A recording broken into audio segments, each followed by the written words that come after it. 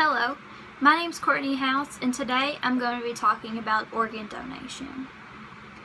How many of you have a little blue heart on your driver's license that says you're an organ donor?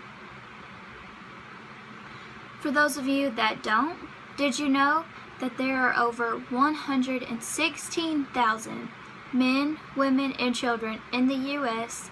that are on the transplant waiting list waiting for an organ? Becoming an organ donor, you will be given the power to save lives and give people a second chance at life. Organ donation is a selfless way to give back. There are many stigmas and myths surrounding organ donation, but all of them are false. I think if more people were informed correctly and knew the difference that they would actually make, more people would become an organ donor. Now, I want all of you to imagine that you are sitting in a hospital room and you just received very, very bad news. Your doctor has just came in and told you that your heart is failing, and the only way you'll survive is with a heart transplant, and that you only have maybe a few weeks to live. Now you're put on that transplant waiting list of over 116,000 people. You don't even know if you'll survive long enough to even see a match. According to the U.S. Department of Health and Human Services, many people are on this list for up to months and even years. 20 people die every single day waiting for a viable organ. If more people would become a donor, this waiting list would become dramatically smaller. The time that it took to get a match would also dramatically decrease. And that would save more people's lives.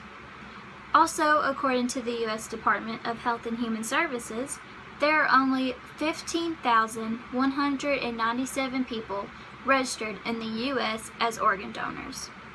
That's not even half of the amount of people that are on the transplant waiting list. Some people might not be organ donors because they aren't really sure what it is, how it works, or if they can even donate. There's this website called organdonor.gov that explains just about everything a person would need to know. They explain how organ donation works, what organs can be donated, and who can donate their organs. The website says that organ donation is the process of providing an organ, organs, or partial of an organ to one or more people. The organs that are donated include both of the kidneys, both of the lungs, the liver, the pancreas, the heart, and the intestines. Along with these organs, corneas and other parts of the eyes can also be donated to give a person the gift of sight back. Tissues in the body can also be donated, such as skin, bones, and tendons. Recently, hands and faces have also been added to the donation list, which will dramatically transform people's lives. The website also gives information on people who can donate organs. Some people worry a health condition or illness they have makes them not be able to be a donor, but that is incorrect. According to the U.S. Department of Health and Human Services, you can still donate organs even if you have health conditions or an illness. There are very few illnesses that actually limit a person, and just about the only one that really affects people is cancer. Also, religion. It also impacts people's decision on becoming an organ donor. They fear that the person that they worship in their religion will not allow them into wherever they think they're going to end up after they pass away. DonorRecovery.org states that all major religions in the United States views organ donation as a love and charity act, and actually encourage members to be organ donors. Once you're gone, you have no use for your organs, so why would you deprive someone of a second life? By becoming an organ donor, you can save 8 lives with just your vital organs. But with your tissue and your blood platelets and bone marrow, you can dramatically change the life of 50 people. That's like being a superhero. To register as an organ donor, you can go to your state's donor registry online and fill out a form. It is that simple.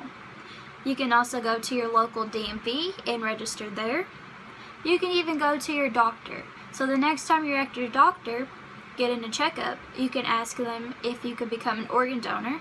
They'll give you all the information you need, and then they'll give you a little card that says that you're a registered organ donor. So that way, when you pass, hopefully many, many years from now, you'll be able to have your organs removed and give to somebody who will actually have use for them.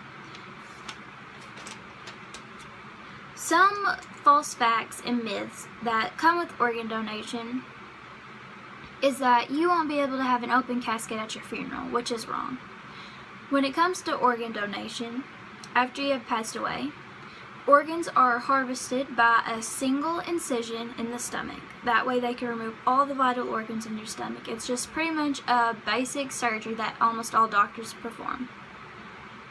And your body will also be treated with the utmost respect, so your family will still be able to have an open casket if they wish.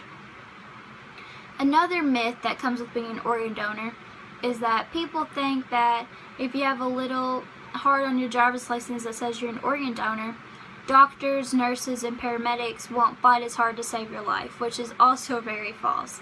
That is their job.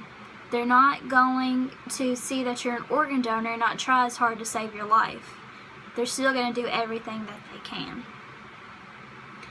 The gift of life. It is one of the most amazing gifts that you can give a person. The need for organs constantly grows every single day, and it is very easy to become an organ donor. Today, I have told you about organ donation, what organ donation is and how it works, who can donate, what organs are donated, how to become an organ donor, and I even busted some myths for you. I hope you get the chance to take in what I have told you today and realize that you have the chance to save a life. And you can give people a second chance by donating, something that you will have no use for. I hope today you will go and register as an organ donor and save some lives.